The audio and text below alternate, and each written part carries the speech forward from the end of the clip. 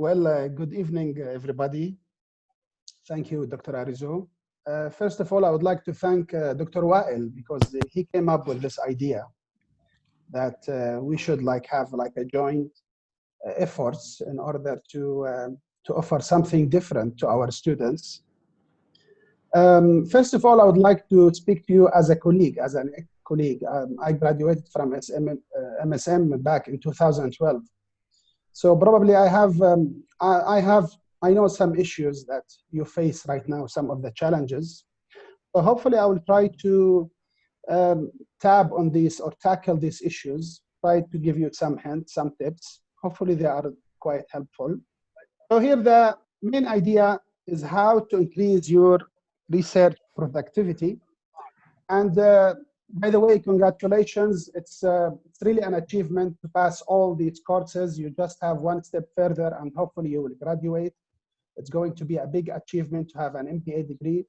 I wish you all the best in your future career. For the how to increase your research productivity, what I mean by productivity here is how you can have the best results with less time period.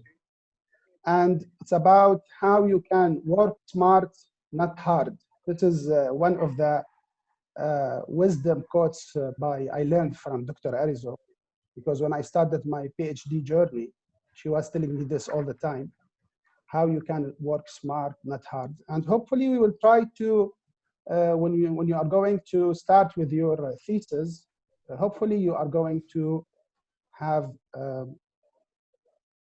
a productive research. So the topics that we are going to cover about, we start with a simple introduction. We are going to talk about the key reasons for research failures. And this is going to be from my perspective. Probably you have different experiences, or my colleagues, they have different experiences. Maybe we will talk about them later on. What are the best strategies to increase your research productivity? What are the practical tools that would help you to increase the efficiency and effectiveness of your research? And we will end up with some tips, and we will leave the mic with you, ladies and gentlemen, to have an open discussion. So I remember when I joined the PhD director, the first advice he gave it to us, he said, having a research is like driving a car, getting a car license. So when you are doing a research, it's about learning the basics on order how to have these skills, research skills. Probably the first impression about it is that driving a car is easy.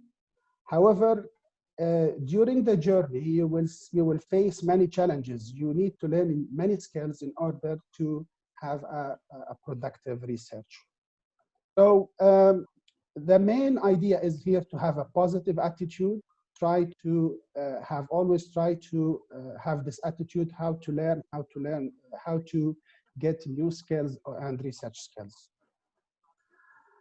From my point of view, probably you have different opinions, but I see that the main problems that researchers usually face during their research is the first one, lack of commitment and communication.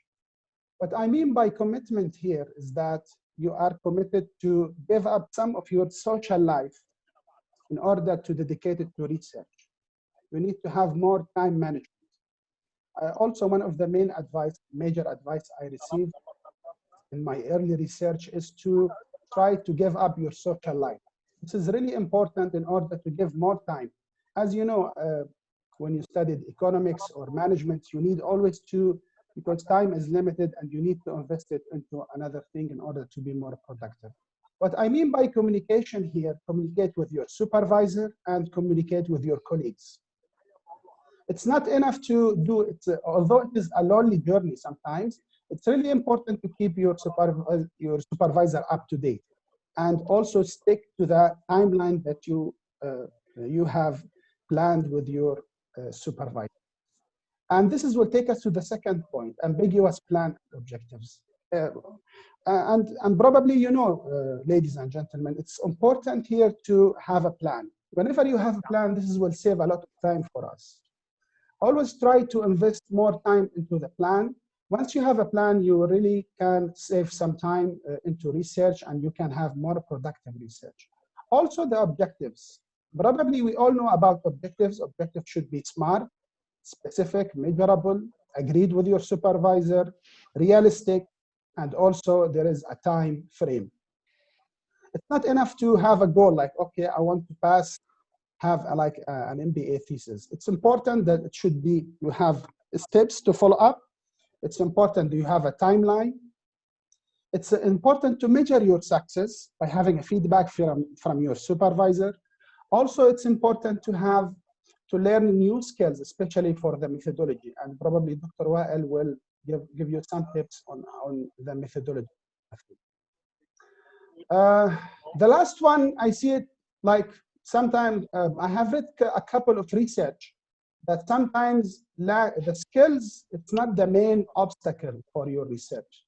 Sometimes it's about your attitude. Sometimes it's about your emotional intelligence, understanding your emotions, how to control your emotions, how to reduce stress, how to differentiate what are the main stressors.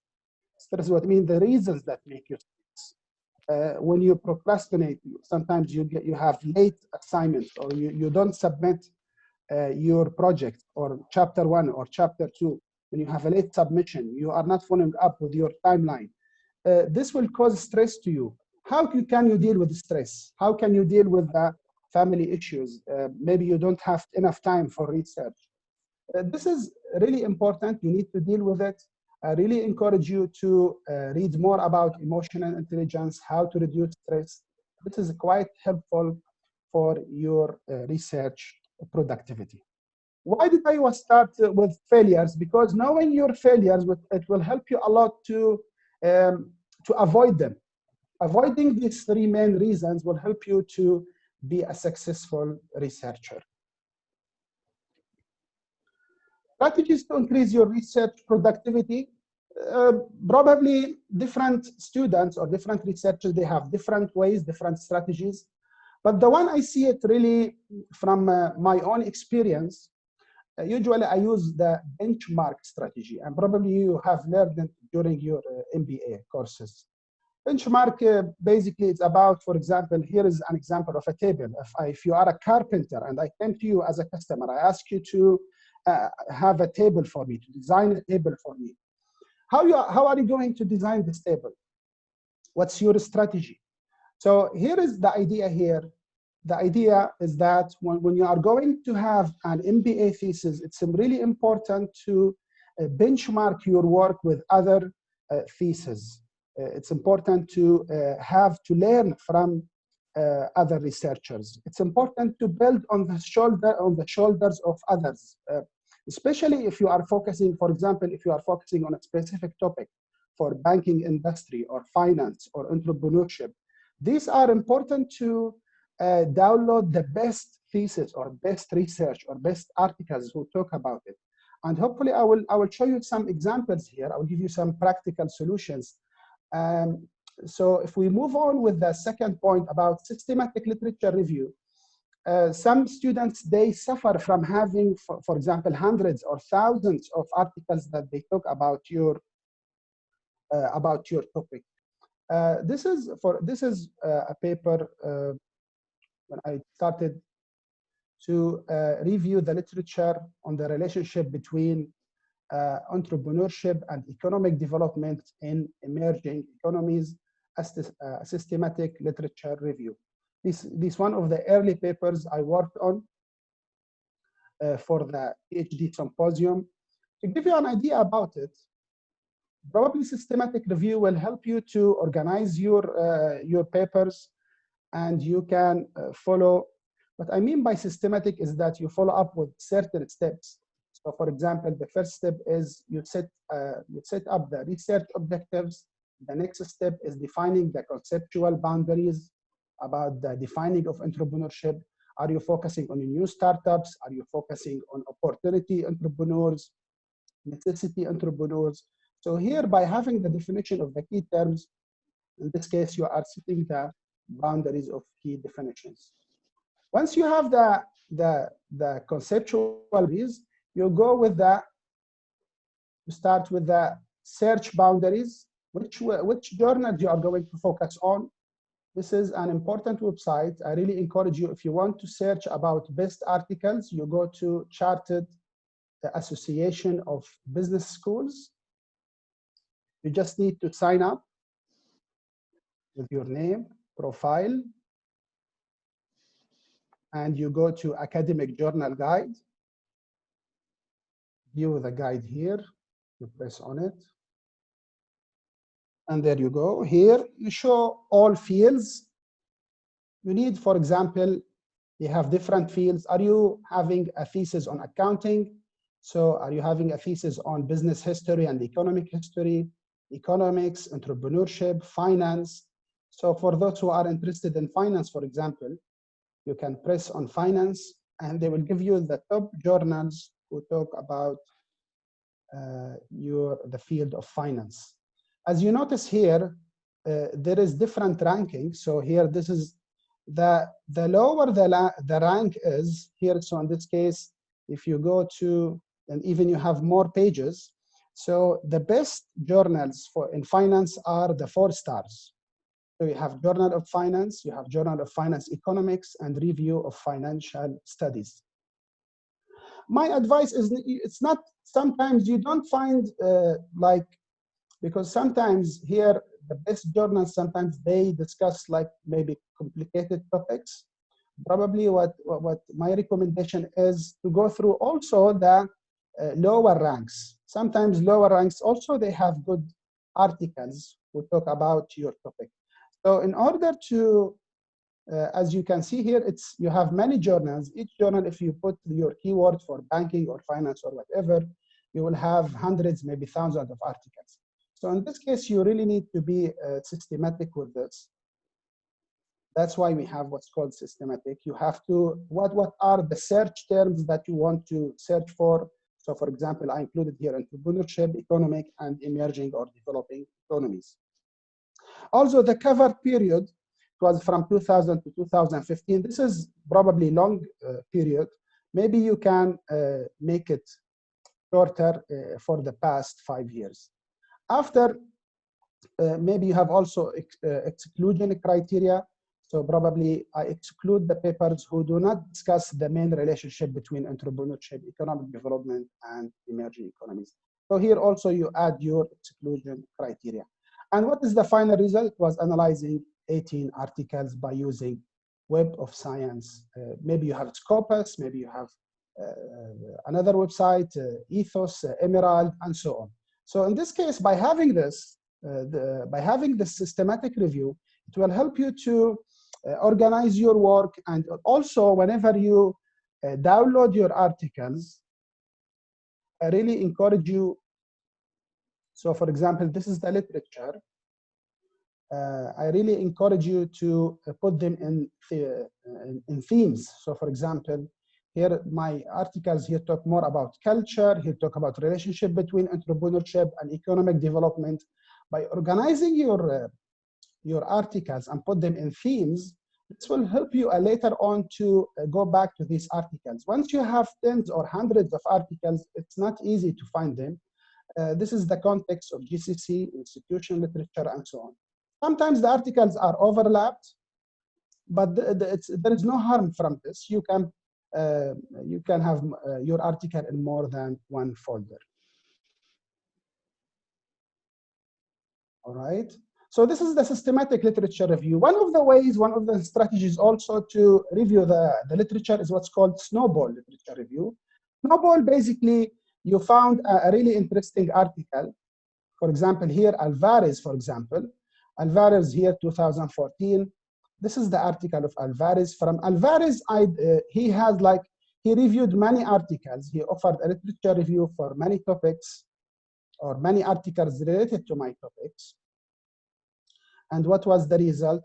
He made a table that discussed the main articles for, so you see here, he had this paper helped me a lot with my thesis because he gave a summary of the most important articles that discuss the topic. So for example, here is the article.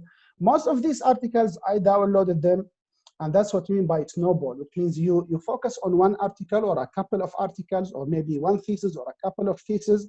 Then later on from these articles, you can have snowball effect. By what I mean by this, you can download many articles based on one article or more than one article. So as you can see here, I downloaded most of these articles and I organized them into different folders. So access to finance, business regulations, corruption, education, and so on. This is also another strategy. Now, maybe you will ask me, should we have systematic or snowball literature? Maybe you can have both. Depends which strategy you prefer or which one you feel more comfortable with. If you want to be more advanced, you want to be more productive in your research, maybe you can, for example, write a short paper and submit it to a journal. For example, when you finish chapter 2 about literature review, maybe you can convert it into a paper and submit it to a journal. And usually the journal will send you a feedback. So this is a sample of a feedback here. So whenever you submit to a journal, you will get a feedback from different reviewers, maybe 2 reviewers, 3 reviewers who are an expert in your field. By having feedback from reviewers, this will help you to see, are you having, remember, objectives should be measurable. So to measure your work, if your work is good or not, probably you can submit a paper to a journal. It doesn't have to be a high quality journal, but at least you will get some feedback from experts.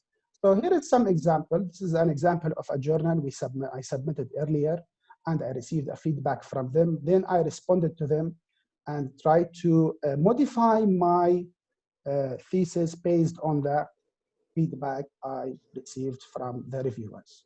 So these are a couple of strategies. Probably my colleagues, they have different strategies also. Maybe we can share with them different ideas about this topic. Now, let's move on to the tools. Here, I will suggest to you a practical tools. And don't worry about the PowerPoint. Later on, inshallah, I will share with you the PowerPoint where you have all the links with different websites. Here we have practical tools to increase the efficiency. What I mean here by efficiency, you will reduce your time of doing the research. And what I mean by effectiveness, you will have better results for your research. The first one, probably I recommend you Grammarly. I'm not sure how many of you use Grammarly, but it's a very useful website. I've been using it now for a couple of years. This is the Grammarly. They really developed this since I started using it. They really developed that and have a better quality. So for example, here they use artificial intelligence. So for example, here we have for example, I will copy this couple of paragraphs here, and I will paste it using Grammarly. You see here, they will tell you what's your goal. Well, what's your audience? Basically, our audience, later on, your thesis will go to an expert. And usually it is a formal, it is academic, it's not general. Here it's probably more neutral or analytical. And here, usually in any thesis, it's about you describe and you try to tell a story. Once you put done, here you go. So they will give you some suggestions about you can press on them. Probably they will give you some grammar suggestions. They give you some instead synonyms. So in addition, probably you put also justifications. If you press like double click on the word, they also provide different synonyms to the word and so on, even the comma and so on. So this will reduce a lot of time for you to send it to a proofreader. I'm not suggesting here not to send it to a proofreader later on, but this is a good way to reduce time, and you can work it chapter by chapter. This will save a lot of time for you. So that's for Grammarly. Here we have phrase bank. As you know, English is our second, it's not our the mother language, it's the second language. This website was developed by Manchester University. It helped me a lot to, yes, there you go. It helped me a lot to improve my academic writing because, as you know, academic writing is different from business writing. Here you have to offer different vocabulary, and the way you write about different topics is different. It is divided into different parts: introducing work, referring to sources, describing methods, reporting results, discussing findings, and writing conclusion. So here for introducing work, they have subsections: being cautious, being critical, classifying, and listening. So for example, if I press on being cautious, once you press on it, as you see here, they give you the acceptable. It's not, by the way, it's not plagiarism, because they give you just the keywords that would help you to express your ideas in an academic way. So for example, according to Smith, according to recent reports, as you know, we are still beginners, research beginners. So it will be quite helpful tool to help you to craft your academic writing and becoming acceptable for the examiner and for research. So that is another tool that helped me a lot with my journey for research. You can, here we talked about the Association of Business Schools, APS. ResearchGate, it's like the Facebook for academia. If you want to be more advanced, and also if you'd like, sometimes you can't, as you know, here we have, usually we use a different website that would help you to find articles. ResearchGate is one of the websites that are quite helpful. You can sign up, put your name, and here, for example, if you are really interested about COVID-19, they have a special website for COVID-19 where you can download different articles related to COVID-19, whether related to business, related to finance, and so on.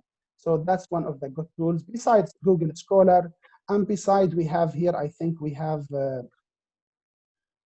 Ethos.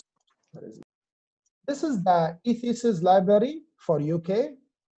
They provide e-thesis for most of the fields. So once you put, for example, banking, the keyword they offer, or banking reforms, they offer for you most of the theses that are produced in UK. This is quite helpful to have to benchmark. Remember when we talked about benchmark? What I mean by benchmark, understanding the structure of the thesis. What are the main references? I'm not talking about here, I'm like copy paste or plagiarism. So be careful when about having some ideas from different or studying other theses. Here a couple, if you are on Twitter, here are a couple of research accounts that are quite helpful that they will help you a lot with your thesis. One of the accounts that I follow is Write That PhD, Researcher Academy, and ISBE ECR. So if we go, for example, to Write That PhD, you see here, so for example here, how to write a scientific journal article. Sometimes they offer free workshops, as you can see here. Scientific writing toolkit, this is the toolkit, for example, introduction, the main elements that should be included for each section, methods, results, discussion. I will leave it for you guys, you can go through it. It's quite helpful, I really suggest. Okay, so one of the tools here, for example, we have one of the good websites. For example, when I did my PhD, I didn't have an idea about how to use Stata. It's a software where they can analyze panel data. So I hired a tutor who helped me to how to use the software and helped me how to do the coding. And it was quite helpful. This is the website. So you need to sign up or log in, and you can find a tutor who can help you, for example, with the methodology. For example, if you are not familiar with the PLS, which is a software that they can analyze, or with SPSS, here you can find good tutors who can help you with this. But I found this from my own experience. I found this website very quite helpful. Also, it was recommended by my friend. After like 1 month searching for a good website for teaching a software, statistics software, and that's what this is the tip I told you, ladies and gentlemen, that it's important to be engaged, to communicate with supervisors and colleagues. Sometimes they offer good ideas to help you with your research. Academic writing, this is another website. It is provided by Brunel University, from where I graduate. It is also a good website.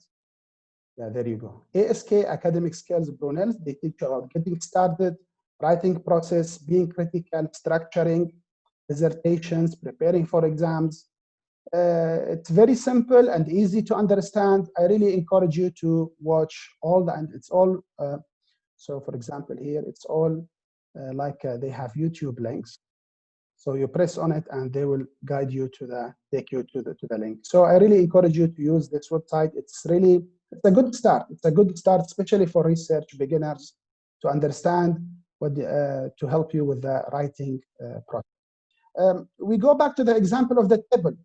Remember, if you don't have the screws, you don't have a hammer, you don't have the wood, if you don't have the metal, you can't have like the table that you want.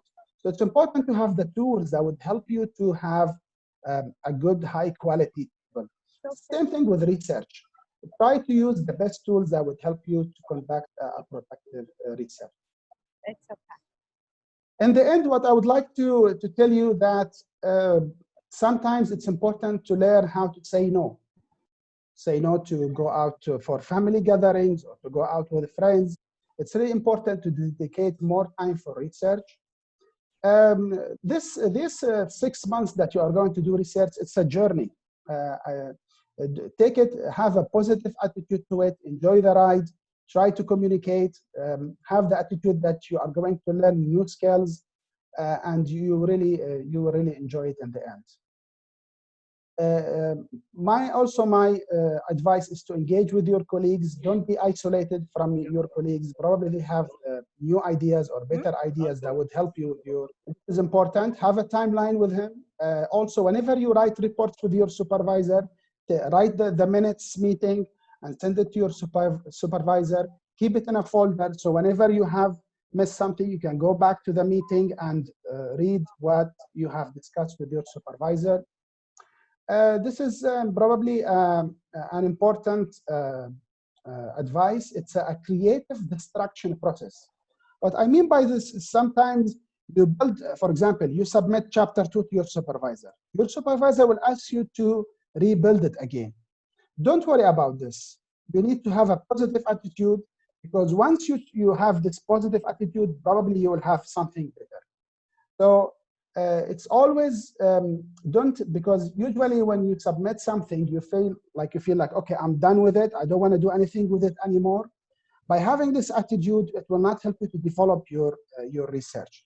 It's important to be open-minded and listen to the feedback from your supervisor, and hopefully it will help you to have a better research. So that's pretty much of it. I hope I gave you some advices that would help you to increase your research productivity. We will open the mic for questions.